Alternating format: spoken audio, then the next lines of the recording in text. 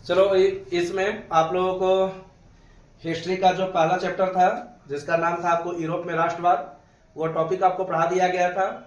और उसी समय आपको ये भी बताए थे कि एक और टॉपिक आपको पढ़ाया जाएगा जिसका नाम है आपको समाजवाद एवं साम्यवाद। तो आज का जो टॉपिक है उस टॉपिक को आपको समझना है और उस टॉपिक का नाम ही है जिसका नाम है आपको समाजवाद एवं साम्यवाद। समाजवाद एवं साम्यवाद। अब इस टॉपिक को पढ़ने के लिए सबसे पहले ये जानेंगे कि आखिरकार इस टॉपिक में आपको क्या क्या पढ़ना है और किस हिसाब से इसमें आपको क्वेश्चन भी पूछता है। कहने का मतलब यह है कि इससे संबंधित आपको कई प्रकार से आपको प्रश्न पूछेंगे और उस प्रश्न का उत्तर आप लोगों को देना भी है। तो सबसे पहले ये जानने का प्रयास करते हैं कि ये जो टॉपिक है, इस टॉपिक में सबसे पहले आपको शुरुआत करेंगे, उस टॉपिक का नाम रहेगा आपको समाजवाद से। आज इसका अर्थ बताएंगे और इसके अर्थ को समझने के लिए ये चीज आपको समझना ही पड़ेगा कि आखिरकार ये समाजवाद जो था ये पहली बार शब्द कब आया, किसने लिया और किस क्रांति का देन है, ये सबसे पहले इसके बारे में आपको बताया जाएगा। उसके बाद जब टॉपिक आपको पढ़ाया जाएगा तो इस टॉपिक के बाद एक टॉपिक रहेगा जिसका नाम है आपको समाजवाद के प्रकार। इस टॉपिक को आपको पढ़ाया जाएगा, ठीक है। समाजवाद के प्रकार। ऐसे समाजवाद को देखोगे तो समाजवाद को किताब के अनुसार आपको दो रूप में बांटा गया है, जिसमें एक का नाम है यूटोपियन समाजवाद, यूटोपियन समाजवाद, जबकि दूसरे का नाम है जिसका नाम है आपको वैज्ञानिक समाजवाद, वैज्ञानिक समाजवाद, ठीक है। ये चीज समझेंगे। समाजवाद जो हो गए ये आपको जब डिटेल्स करेंगे उस टाइम तो उस समय आपको बता दिया जाएगा कि समाजवाद जो हो गए मुख्यतः आपको दो रूप से बैठे हुए हैं। एक हो गया आपको कार्ल मार्क्स के पहले का समाजवाद जिसको यूटोपियन समाजवाद कहते हैं।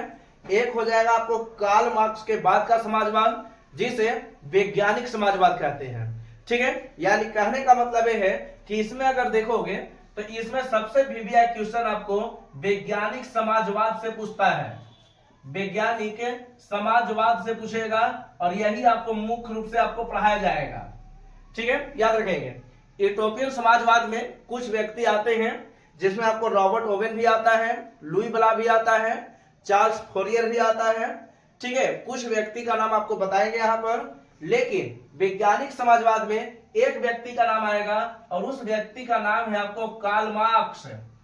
कार्ल मार्क्स एक बहुत ज्यादा चर्चित नाम है, ये बहुत ज्यादा चर्चित नाम है और कार्ल मार्क्स का जो संबंध है ये आपको जर्मनी देश से है, ठीक है। वही जर्मनी जिसका राष्ट्रीयकरण यानी जिसका एकीकरण 1871 ईस्वी को हुआ था, ठीक है।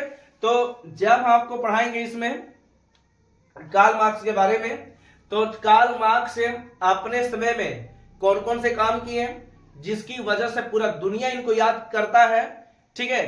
पूरा दुनिया भी याद कर रहा है और हम लोग भी इसको याद कर रहे हैं, ठीक है। ये ऐसा कुछ काम किए जिनकी वजह से इनका नाम आपको किताब में भी मिलता है, ठीक है।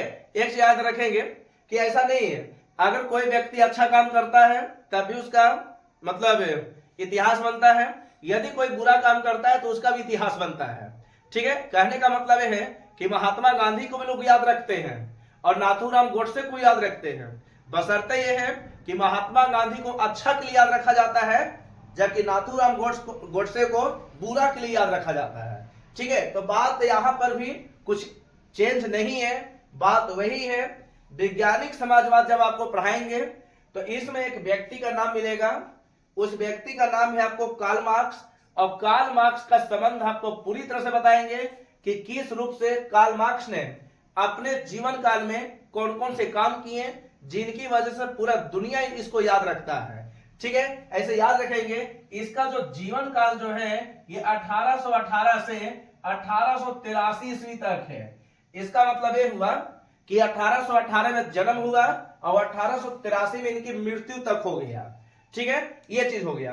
तो कार्ल मार्क्स के बारे में जब बताया जाएगा तो इस 1818 ईस्वी से लेकर 1883 ईस्वी तक कौन कौन से महत्वपूर्ण काम किए, ये चीज आपको समझना पड़ेगा। ठीक है, जैसे यहां पर एक टॉपिक पढ़ना होगा, कार्ल मार्क्स के चरण एवं सिद्धांत। चरण एवं सिद्धांत, चरण और सिद्धांत से भी आपको सवाल बनता है। ठीक है, चरण और सिद्धांत से भी सवाल बनता है। जब आप लोगों को चरण और सिद्धांत बताया जाएगा तो इसमें आपको बताएंगे कि कौन सा सवाल कब आपको बन चुका है और किस प्रकार से आपको सवाल आपको पूछता भी है। ठीक है, ये आपको बार बार बोलते हैं कि जो भी आपको बताया जा रहा है वो आराम से इसको अगर उतार लेते हो दिमाग में तो आपको बहुत ज्यादा काम करने वाला है बाद में।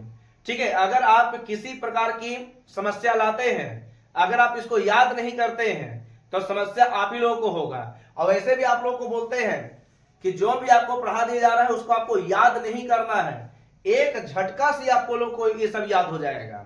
बशर्ते जितना भी आप लोग को हम टॉपिक बता रहे हैं सारा टॉपिक आपको कहानी बेसिक ही है, कहानी के अनुसार ही बता रहे हैं। चाहे वो इटली के एकीकरण क्यों ना हो या फिर जर्मनी के एकीकरण क्यों ना हो, ये दोनों कहानी या फिर जितना भी हमारे माध्यम से भी पढ़ेंगे सारा कुछ आपको कहानी के माध्यम से ही मिलेगा।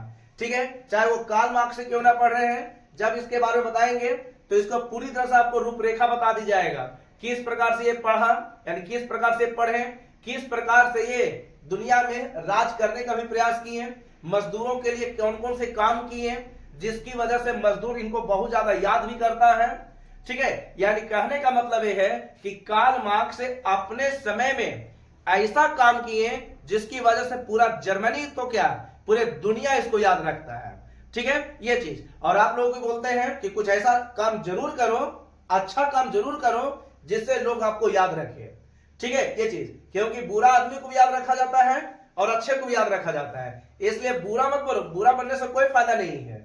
अगर बुरा बनते भी हैं तो ज्यादा नुकसान आपको मम्मी पापा को होता है, आपको उतना नुकसान नहीं होगा। ठीक है, ये चीज तो यहां पर याद रखेंगे कि कार्ल मार्क्स के बाद पढ़ने के बाद एक टॉपिक आपको पढ़ाया जाएगा जिसका नाम है आपको अंतरराष्ट्रीय संघ। अंतरराष्ट्रीय संघ, जिसमें आपको दो मिलेगा, एक मिलेगा आपको प्रथम अंतरराष्ट्रीय संघ और दूसरा जो मिलेगा जिसका नाम है आपको द्वितीय अंतरराष्ट्रीय संघ। ठीक है, ये चीज समझेंगे। यानी दुनिया भर में एक यानी दो संस्था भी बना, जिसमें एक का नाम है आपको प्रथम अंतरराष्ट्रीय संघ, दूसरे का जो नाम है जिसका नाम है आपको द्वितीय अंतरराष्ट्रीय संघ। पहले हम आप लोगों को इस टॉपिक के बारे में बता देते हैं कि इस टॉपिक में आपको पढ़ना क्या क्या है और किस प्रकार से आपको सवाल भी पूछेगा। ठीक है, इसके बाद एक टॉपिक आएगा, उस टॉपिक का नाम है आपको मजदूर के लिए यानी विश्व मजदूर दिवस की कहानी। विश्व मजदूर दिवस की कहानी। अब यह आप लोगों को पता होना चाहिए कि प्रत्येक 1 मई को हम लोग विश्व श्रमिक दिवस मनाते हैं। ठीक है, लेबर डे मनाते हैं या फिर विश्व मजदूर दिवस मनाते हैं। अब इसके पीछे की भी स्टोरी है, हर एक स्टोरी को आपको समझना है। जैसे कहने का मतलब है कि अगर कोई दिवस मनाया जाता है, ठीक है, तो आखिर का उसके पीछे रीजन क्या है। ऐसा नहीं है कि तुरंत उसको दिवस मना लेते हैं।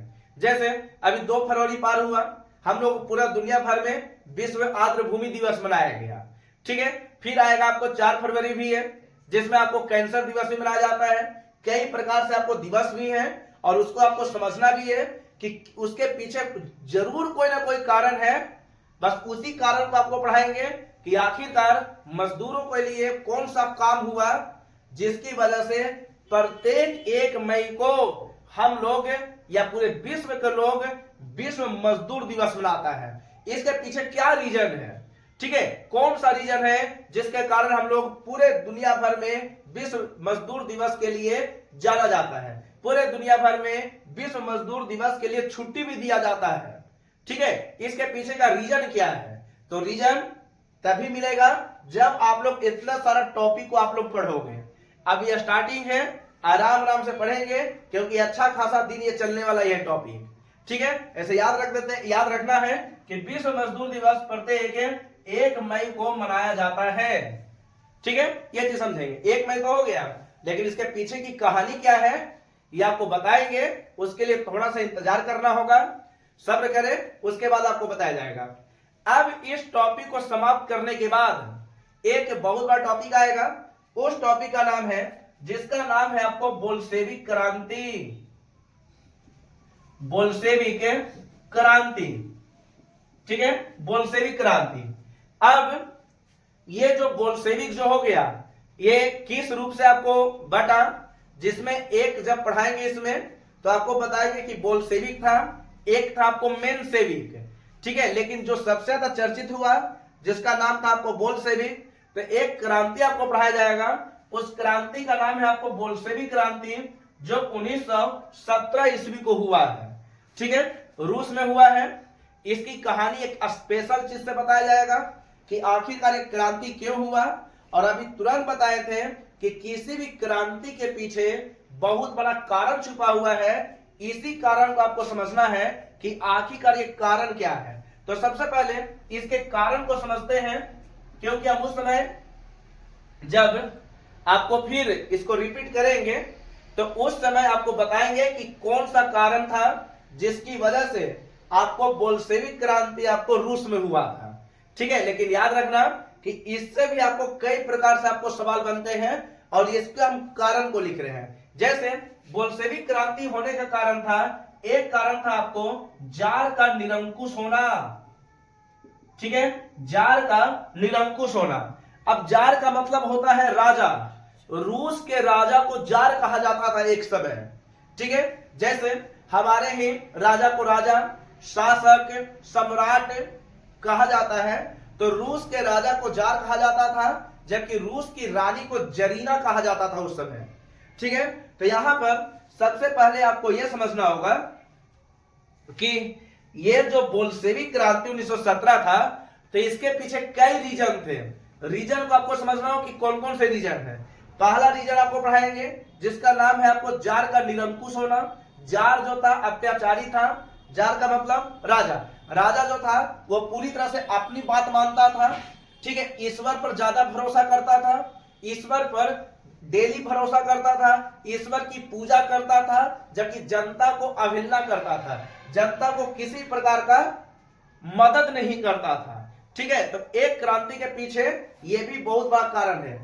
आराम आराम से पढ़ेंगे क्योंकि इसमें बहुत सारा टॉपिक आपको मिलने वाला है, और इसी टॉपिक में आपको बताया जाएगा कि किस प्रकार से बोल्शेविक क्रांति हुआ, क्योंकि जितने भी क्रांति है सब आपको समाजवाद से ही संबंधित है, ठीक है। समाजवाद बोलो या फिर साम्यवाद बोलो, ये दोनों आपको इसी संबंधित है, इसलिए इसके बारे में जानने का प्रयास जरूर करना, ठीक है, क्योंकि इससे कई प्रकार से सवाल बनते हैं। और आपको बार बोलते हैं कि पढ़ो वही जहां से आपको सवाल बने, जिससे आपको बेनिफिट हो। आलतू फालतू पढ़ने से कोई भी फायदा नहीं है, ठीक है, क्योंकि दुनिया में कई प्रकार के सवाल हैं और सारे सवाल के उत्तर अगर देते हैं तो नुकसान आप ही को है। ऐसा नहीं कि अगर कोई पूछ दे कि अकबर की महारानी का महारानी, मान लेते हैं कि अगर कोई अगर सवाल पूछ दे कि अकबर की नानी का क्या नाम है, तो ये कभी सवाल आपको नहीं बनता है। एक प्रकार से देखा जाए तो एक तरीका से पूछा जाता है कि अगर मान लेते हैं कि कोई भी अगर सवाल पूछ रहा है तो सवाल किस प्रकार से पूछना चाहिए, एक तरीका होना बहुत जरूरी है, ठीक है। अगर आपके पास तरीका नहीं है तो नुकसान होगा, इसलिए पढ़ता सब है, बशर्ते पढ़ने का तरीका होना चाहिए। अब यहां पर याद रखेंगे कि बोल्शेविक क्रांति के बाद, यानी जो क्रांति हो रहा था, तो इसके कुछ कारण थे। इस कारण में एक कारण था आपको जार का निरंकुश होना, यानी निरंकुश होना। दूसरा कारण आपको पढ़ाया जाएगा, आराम से समझे क्या है। दूसरा कारण है जिसका नाम है आपको रूसीकरण की नीति। रूसीकरण की नीति। अब ये क्या था, ये भी उसी समय आपको बताया जाएगा जब ये टॉपिक आपको स्टार्ट करेंगे, तो इस टॉपिक में आपको ये चीज भी आपको बता दिया जाएगा, ठीक है। रूसीकरण की नीति, आखिरकार रूस में क्या हुआ जिसके कारण रूस में एक बहुत बड़ा क्रांति घट गया। भारत में बहुत बड़ी क्रांति हुई है जिसका नाम है आपको 1857 की क्रांति, सबसे ज्यादा चर्चित क्रांति है ये, ठीक है। ऐसा क्रांति बहुत सारा हुआ है, लेकिन सबसे ज्यादा चर्चित जो था जिसका नाम था आपको 1857 की क्रांति। तो उसी प्रकार से याद रखेंगे कि रूस में सबसे बड़ी क्रांति जो था जिसका नाम था आपको बोल्शेविक क्रांति।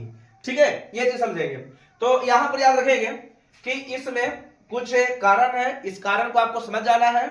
कारण जब समझ जाएंगे तो आपको कोई भी दिक्कत नहीं होने वाला है। तो इसमें कारण है, दूसरा कारण था जिसका नाम था आपको रूसीकरण की नीति। तीसरा कारण याद रखेंगे, तीसरा कारण है जिसका नाम है आपको समाजवाद का बढ़ता प्रभाव। समाजवाद का बढ़ता प्रभाव, ठीक है, समाजवाद का बढ़ता प्रभाव। चौथा कारण याद रखेंगे, उस कारण का नाम है जिसका नाम है आपको क्रीमिया युद्ध। देखिए, उस कारण का नाम है जिसका नाम है आपको क्रीमिया युद्ध। उसके बाद कुछ और कारण आपको पढ़ाएंगे। पांचवा कारण, उस कारण का नाम है रूस जापान युद्ध। रूस जापान युद्ध ये 1904-5 ईस्वी को हुआ है, ठीक है, जबकि क्रीमिया युद्ध के बारे में पढ़ा दिए हैं 1853-54 को हुआ है। लेकिन यहां पर आपको डिटेल्स पढ़ाया जाएगा। वो तो आपको ऐसा ही बताए थे कि वो जो व्यक्ति था जिसका नाम था आपको काउंट काबूल, वो जो था फ्रांस की ओर से इस युद्ध में शामिल हुआ था, ठीक है, और इस युद्ध में शामिल होते हुए वो अपना नाम कमाया था।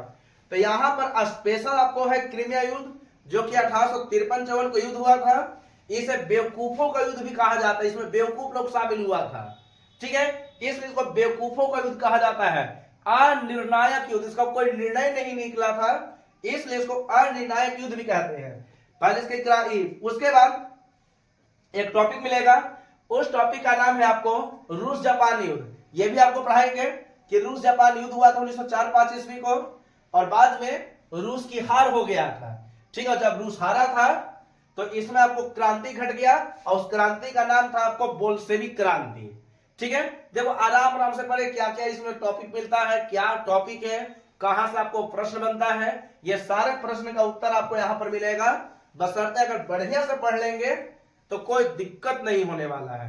अगर नहीं पढ़ोगे ना तो बहुत ज्यादा समस्या आएगा बाद में, ठीक है। ऐसा नहीं है कि आपके दिमाग में मत रखना कि हम छोटे हैं, सर 18 साल हो जाएगा तब पढ़ लेंगे, तो नुकसान आप ही को होगा। ये दिमाग में मत रखें कि 18 होगा तब पढ़ेंगे, ठीक है। 18 होगा ना तो आप भटक जाएंगे, क्योंकि ज्यादातर ऐसे भी स्टूडेंट मिलेंगे जो 10 तक तो अच्छे रहते हैं, लेकिन 11-12 में बढ़िया मार्गदर्शक नहीं मिलने पर और मार्गदर्शन नहीं मिलने पर वह व्यक्ति भटक जाता है। और जब एक बार व्यक्ति भटकता है तो जल्दी समय पर, यानी समय से पहले वह व्यक्ति स्थिर भी नहीं हो पाता है। इसलिए आपको बार बार समझाते हैं कि आराम से पढ़ें, ठीक है, कुछ बने, क्योंकि बनना बहुत ज्यादा जरूरी है। अगर आप नहीं बनते हैं तो नुकसान आप ही को होगा, किसी और को नुकसान नहीं होने वाला है। अगर आप नहीं पढ़ते हैं तो ऐसा नहीं कि हमको नुकसान होगा, हमको नहीं नुकसान है। अगर आप नहीं पढ़ते हैं तो ऐसा नहीं कि आपकी पड़ोसी को नुकसान है, पड़ोसी को नुकसान नहीं है। अगर आप नहीं पढ़ते हैं तो ऐसा नहीं कि आपके रिश्तेदार को नुकसान है, ठीक है। नुकसान होगा तो केवल और केवल आपको होगा, इसलिए बढ़िया से इसको पढ़ने पर ध्यान दें। अब यहां पर इस टॉपिक के बाद जब इस टॉपिक को आपको पढ़ाएंगे, ठीक है, आराम से जाने के ऐसे, तो रूस जापान युद्ध होगा। उसके बाद एक और टॉपिक आपको पढ़ाएंगे जिसका नाम है आपको खूनी रविवार। खूनी रविवार, ठीक है, खूनी रविवार। अब खूनी रविवार क्या है, नाम से स्पष्ट है, रविवार था, खून बह गया।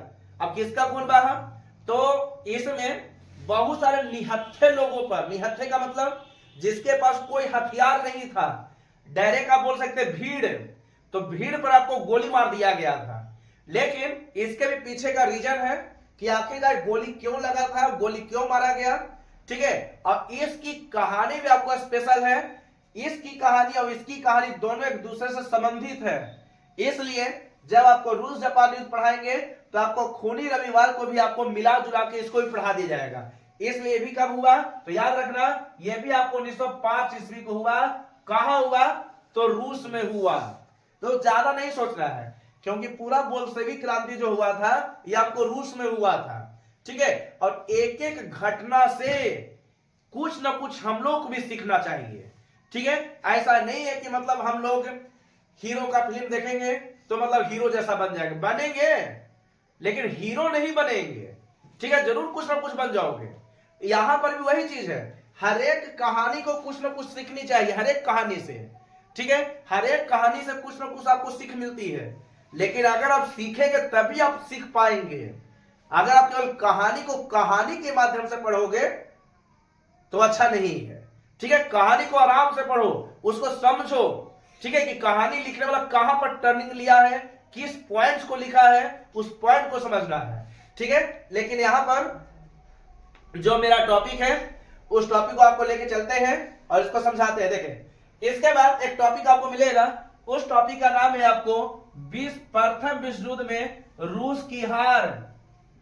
प्रथम विश्व युद्ध में रूस की हार, यह भी एक बहुत बड़ा कारण है, रूस की हार, ठीक है। प्रथम विश्व युद्ध में रूस की हार।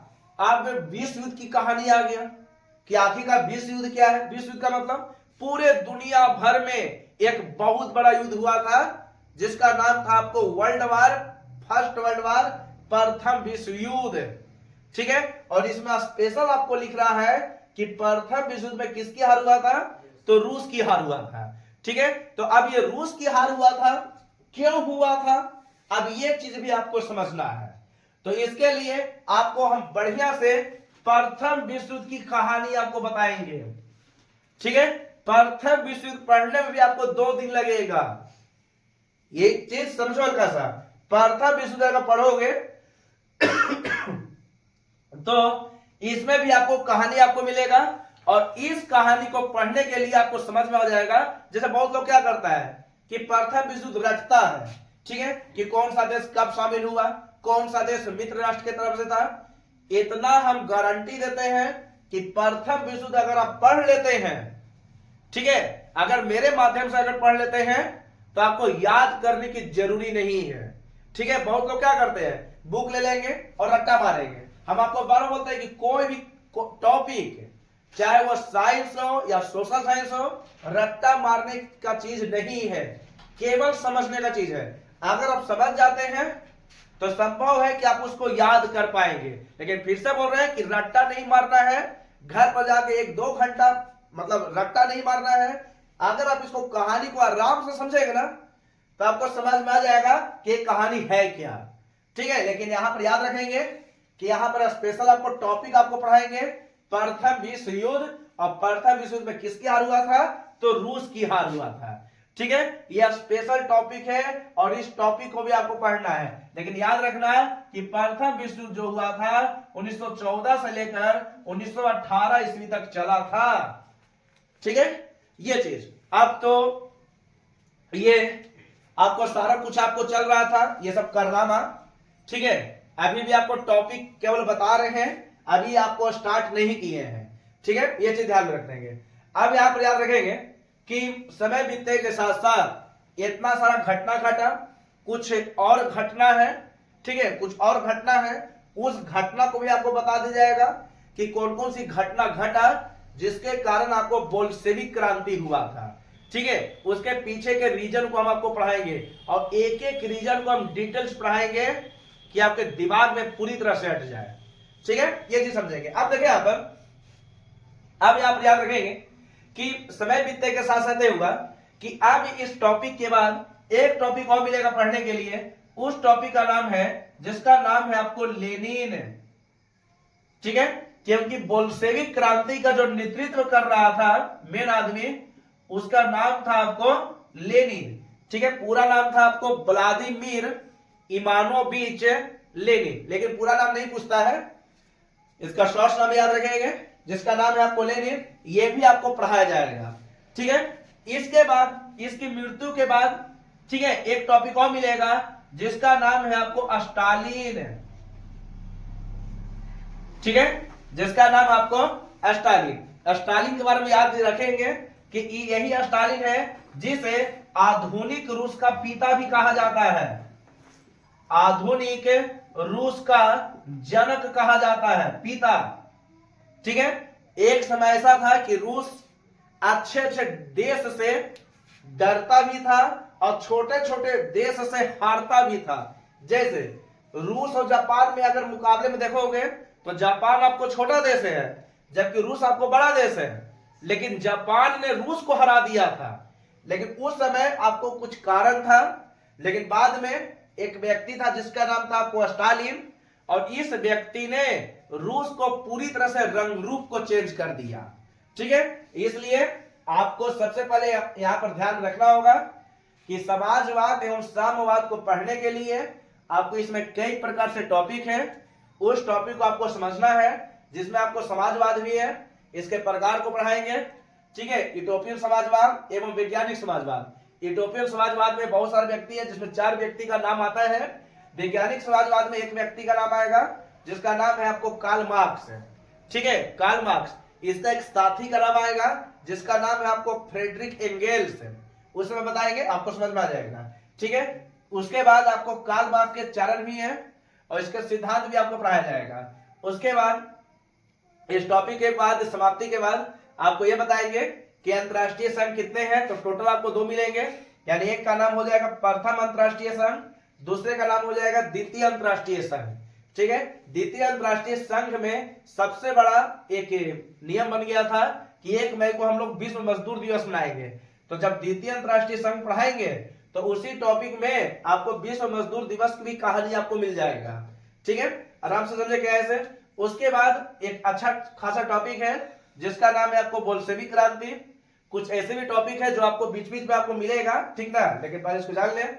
बोल्शेविक क्रांति का जो मेन नेतृत्व कर रहा था, जिसका नाम था आपको लेनिन। ठीक है, और बोल्शेविक क्रांति का पीछे रीजन है, यानी कारण है। कारण था आपको जार का निरंकुश होना। जार का मतलब हो गया राजा, राजा जो था आपको निरंकुश था। उसके बाद हो गया आपको रूसीकरण की नीति। उसके बाद हो गया आपको समाजवाद का बढ़ता प्रभाव। उसके बाद हो गया आपको क्रीमिया युद्ध। ठीक है, क्रीमिया युद्ध के बारे में कुछ बताए थे, लेकिन बहुत कुछ आपको यहाँ पर बताया जाएगा, क्योंकि अभी तुरंत बताए थे कि एक ऐसा युद्ध था जिसे बेवकूफों का युद्ध भी कहा जाता है, मूर्खों का युद्ध कहा जाता है। ठीक है, ये सवाल बन चुका है कि बेवकूफों का युद्ध किसे कहते हैं, तो क्रीमिया युद्ध को कहते हैं। उसके बाद टॉपिक रहेगा जिसका नाम है आपको रूस जापान युद्ध। उसके बाद टॉपिक है जिसका नाम है आपको खूनी रविवार 1905 ईस्वी को हुआ था, रूस में हुआ था। ठीक है, उसके बाद टॉपिक रहेगा प्रथम विश्व युद्ध में रूस की हार। देखो ये टॉपिक आपको स्पेशल पढ़ा दिया जाएगा, प्रथम विश्व युद्ध, क्योंकि इससे आपको संबंधित है। ठीक है, और एक ऐसा टॉपिक है जिसको लोग रटता है, लेकिन आपको फिर से बोल रहे हैं कि प्रथम विश्व युद्ध रटने वाली चीज नहीं है। अगर इसकी कहानी भी याद रखोगे ना तो संभव है कि आपको याद हो जाएगा प्रथम युद्ध। इतना इसका स्टार्टर जो है ना, स्टार्टर यानी जिसका शुरुआती पॉइंट्स है, बहुत लाजवाब मिलेगा, उस समय जो पढ़ाया गया था। उसके बाद आपको लेनिन हो गया, उसके बाद आपको स्टालिन हो गया। ठीक है, कुछ इतना सारा आपको टॉपिक है, और इसी टॉपिक को आपको समझना है कि आखिरकार इसमें क्या क्या पॉइंट्स आपको मिलता है और कौन कौन से पॉइंट आपको जानना भी, लेकिन जानना सब कुछ है। ठीक है, जो भी आपको 9, 10, 11, 12 में रहता है, ये सब कुछ जानना जरूरी है, इसलिए ये चीज आपको ध्यान रखना। अब यहां पर याद रखेंगे कि सबसे पहले एक शब्द बना हुआ है यहाँ पर समाजवाद, अब एक बना हुआ है जिसका नाम है आपको साम्यवाद। ठीक है, पहले हम इसके बारे में हल्का सा छोटी सी व्याख्या करते हैं, और इस व्याख्या करने के बाद आपको समझाते हैं कि आखिरकार ये जो समाजवाद है एवं साम्यवाद है, ये होता क्या है और किस रूप से ये सबसे पहले आने का प्रयास किया। तो सबसे पहले याद रखेंगे, जैसे मान लेते हैं कि अगर इसको हम साम्यवाद ले लेते हैं, शुरुआत में साम्यवाद इसलिए ले रहे हैं क्योंकि हमको समाजवाद का बारे में डिटेल्स आपको करना है। ऐसे दोनों आपको लगभग सेम है, कोई दिक्कत नहीं है। ठीक है, दोनों आपको लगभग सेम है, जबकि साम्यवाद का मतलब आप हल्का सा संधि विशेष करोगे तो यहां पर हो जाएगा आपको साम्य प्लस वाद। साम्य का मतलब होता है क्षेत्र, क्षेत्र मतलब जमीन। ठीक है, जमीन, आराम से, ऐसा नहीं है कि बहुत हार्ड है, आराम से समझे। जमीन, कैसा जमीन, तो वैसा जमीन जो राजनीतिक हो। ठीक है, राजनीतिक जमीन होना चाहिए या फिर आर्थिक होना चाहिए। ठीक है, राजनीतिक होना चाहिए या फिर आर्थिक क्षेत्र से संबंधित होना चाहिए, ये चीज से आपको संबंधित है। और वाद का मतलब आपको बताए थे, वाद का मतलब कि उसके बारे में सोचना। किसके बारे में, तो राजनीतिक क्षेत्र के बारे में सोचना, यानी डायरेक्ट आप बोल सकते हैं कि जमीन के बारे में सोचना। ठीक है, किसी भी क्षेत्र के बारे में सोचना कि मतलब वो क्षेत्र किसका है, किस प्रकार से है, ये चीज। तो इसका सबसे सामान्य अर्थ ये हुआ, साम्यवाद का सबसे सिंपल अर्थ राजनीतिक या फिर आर्थिक आंदोलन से है, राजनीति या फिर आर्थिक क्षेत्र से इसका संबंधित है। ठीक है, इसका संबंध आपको यही चीज है। जबकि इसी से मिलता जुलता एक शब्द है जिसका नाम है आपको समाजवाद। इसी से संबंधित एक शब्द है जिसका नाम है आपको समाजवाद। तो यहां पर सबसे सिंपल अर्थ यह है वैसा शब्द जो समाज के कल्याण के लिए किया जाता हो, यानी वैसा काम जो समाज के कल्याण के लिए किया जाता हो। ठीक है, समाज के कल्याण के लिए किया जाता हो, समाज का कल्याण हमको करना है। जैसे आप यहां पर ये समझे कि ये जो समाजवाद जो हो गया ये पूरे समाज को देखता है, जबकि साम्यवाद जमीन को देखता है। ठीक है, साम्यवाद जो हो गया वो आपको जमीन को देखता है, समाजवाद जो हो गया ये समाज के कल्याण के लिए किया जाता है। समाज का कल्याण क्या हो सकता है? तो यही हो सकता है कि उसकी पढ़ाई अच्छे से मिलना चाहिए, ठीक है, उसे आजादी मिलना चाहिए। समाजवाद क्या है? समाजवाद का सबसे सिंपल परिभाषा ये हो गया कि किसी व्यक्ति की आजादी, किसी व्यक्ति को घूमना फिरना पूरी तरह से आजादी देनी चाहिए। ठीक है, किसी व्यक्ति को बोलने की आजादी, यही समाजवाद है। समाजवाद का सबसे सिंपल हो गया कि अगर आप समाज के बारे में सोच रहे हैं तो वही समाजवाद होता है। ठीक है, समाज के बारे में सोच रहे हैं वही समाजवाद है। लेकिन आप दूसरे एंगल से समझो, आपको क्या लगता है कि जितने भी लोग हैं क्या समाज के बारे में अच्छा सोचते होंगे? ऐसा नहीं कि सब लोग सोचता ही होगा। ठीक है, जरूर कुछ ना कुछ त्रुटि होगा जिससे लोग है ना सोचना तक भी बंद कर देते हैं। आप इसको मान लेते हैं कि आप दूसरे एंगल से समझो। जैसे मान लेते हैं कि किसी का फैमिली है, मान लो कि ए का कोई फैमिली है, ठीक है, और ए का बेटा है, मान लेते हैं कि कोई बी है, और मान लेते हैं एक और फैमिली है जिसका नाम है आपको सी है। तो बी किसके बारे में सोचेगा? सी के बारे में। कभी भी सी के बारे में नहीं सोच, जब भी सोचेगा अपना सोचेगा। ठीक है, जबकि समाजवाद ये कहता है कि पूरे के बारे में सोचे। तो पूरे के बारे में कौन सा? तो सरकार जो होता है ये सबके बारे में सोचती है। ठीक है, सरकार जो होता है वो सबको साथ लेकर चलती है। ठीक है, सबको साथ लेकर चलती है। इसीलिए कहा जाता है कि किसी भी देश में समाजवाद का होना बहुत जरूरी है। लेकिन याद रखना, ये जो पहली बार जो शब्द दिया, अगर कभी बोल दे कि इसकी उत्पत्ति कहां से हुई, तो याद रखेंगे इसकी उत्पत्ति औद्योगिक क्रांति से हुई। औद्योगिक क्रांति, ठीक है, इसकी जो उत्पत्ति हुई कहां से हुई? तो औद्योगिक क्रांति से। अब यह औद्योगिक क्रांति क्या है? तो ये 1760 ईस्वी की क्रांति हुई थी, और इसी 1760 ईस्वी की क्रांति के समय आपको समाजवाद के बारे में सबसे पहले बताया गया था कि समाजवाद भी कुछ शब्द है और ये प्रत्येक देश के लिए होना चाहिए। ठीक है, देखो आराम से पढ़ो, ज्यादा जल्दबाजी नहीं करना, आराम से समझें, क्योंकि सारी कहानी आपको यहां पर आपको बता देंगे और सारी कहानी को आपको केवल समझना है। ठीक है, ध्यान रखेंगे। समाजवाद का सबसे सामान्य अर्थ हो गया कि समाज का निर्णय को पालन करना, समाज के बारे में सोचना, ठीक है, लोगों के बारे में सोचना, और ये ज्यादातर आपको सरकार करती है, क्योंकि सरकार का मतलब ही है कि सबको देखकर चलती है सरकार। ठीक है, सरकार का अर्थ हो गया कि पूरे देश का लालन पालन जो मेन जो होता है ना, वो आपको सरकार के हाथ में होता है। ठीक है, जैसे अभी तुरंत एग्जाम्पल लिए थे कि अगर ए का बेटा बी है तो बी सी को नहीं देखेगा, ये अपने फैमिली को ही देखेगा, यानी केवल अपने बारे में सोचेगा। ठीक है, ये चीज, तो यहां पर भी आपको यही चीज समझना। देखो अब यहां पर यह हुआ कि समाजवाद की जो उत्पत्ति हुई थी, एक क्रांति हुआ था 1760 ईस्वी को, उस क्रांति का नाम था आपका औद्योगिक क्रांति। ठीक है, ये इससे सवाल बन चुका है, कहां हुआ है? तो याद रखेंगे इंग्लैंड में हुआ है। ठीक है, इंग्लैंड में हुआ है, और किस लिए हुआ है? तो सूती कपड़ा के लिए हुआ है। ठीक है, सूती कपड़ा से संबंधित है ये। देखो आराम से समझे, क्या है, ज्यादा नहीं सोचना है। किसी चीज टॉपिक को पढ़ने के लिए ज्यादा दिमाग नहीं लगाना है, लेकिन अगर आप शांत माहौल से पढ़ते हैं, दिमाग को पूरी तरह से शांत रखोगे, ऑटोमेटिक आपको याद हो जाएगा। लेकिन एक चीज और याद रखेंगे कि इसी 1760 ईस्वी को भारत में एक युद्ध भी हुआ था जिसका नाम था आपको वांडीवास का युद्ध। वांडीवास का युद्ध, ठीक है, वांडीवास का युद्ध भी हुआ है भारत में। ये तो भारत में है, जबकि ये आपको इंग्लैंड में है। ठीक है, तो समाजवाद का जो पहला प्रयोग आया यानी समाजवाद भी होना चाहिए। तो एक क्रांति हो रहा था, उस क्रांति का नाम था आपको औद्योगिक क्रांति। ठीक है, औद्योगिक क्रांति। ये जो क्रांति हुआ था ये 1760 ईस्वी को हुआ था। कहा हुआ था? तो इंग्लैंड में हुआ था। किस लिए हुआ था? तो सूती कपड़ा के लिए हुआ था।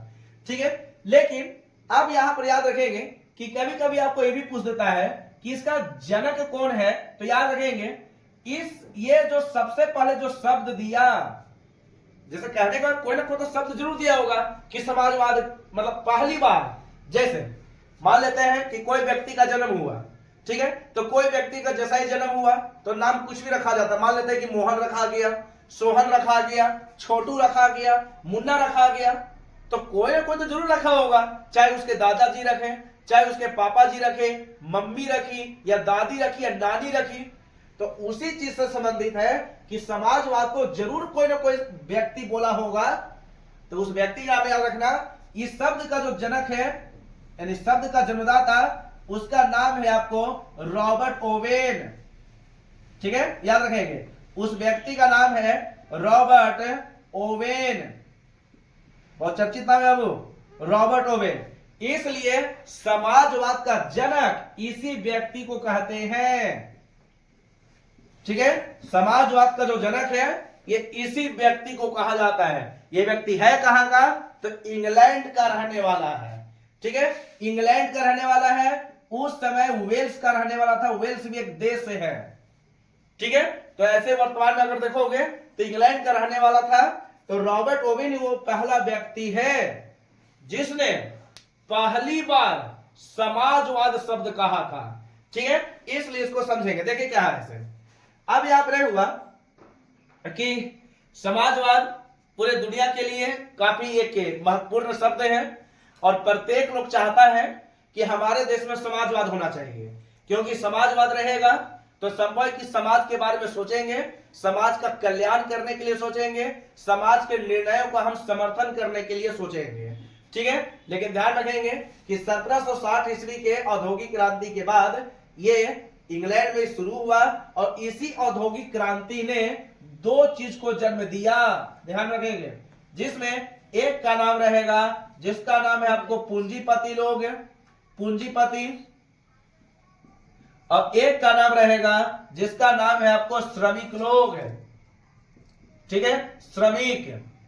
अब इसका मतलब क्या है ये भी समझाएंगे, लेकिन बारी बारी इसको समझने का प्रयास करो। क्या है इसे देखें।